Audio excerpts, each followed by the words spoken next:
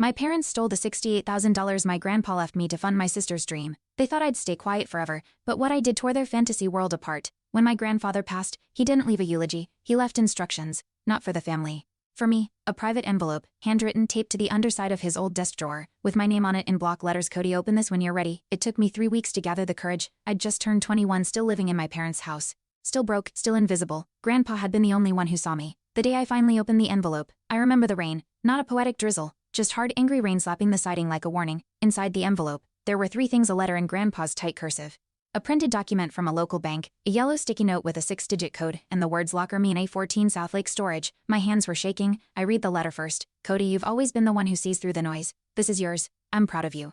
Don't tell anyone, not even your mom, not until you have it in your hands. Love, a pop. That was it. No long goodbye, just purpose. The bank slip had a title at the top: certificate of deposit, $68,000. Grandpa had left me his savings, all of it. I wasn't expecting a dime. I locked myself in my room and Googled what a certificate of deposit even was. I barely knew how to open a bank account. I'd been building indie games on my used ThinkPad, eating dollar noodles, doing freelance jobs just to save for a real computer.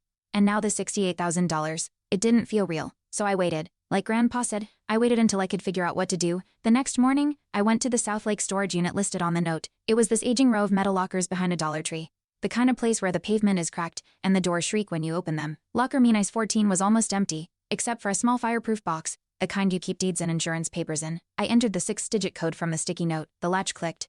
Inside, an empty folder, just a manila folder, blank, with nothing in it. My blood ran cold. No papers, no CD, no will, no receipt, just the faint imprint of what had been there, a single rectangular shape, like something had been slipped out carefully. I stood there for a long time, just staring at the box. Something was wrong. I didn't want to believe it, but I knew the moment I saw that empty folder someone had gotten here before me, and there were only 2 people who could have known: my parents. I didn't say anything for 2 days. I kept replaying the storage unit in my mind.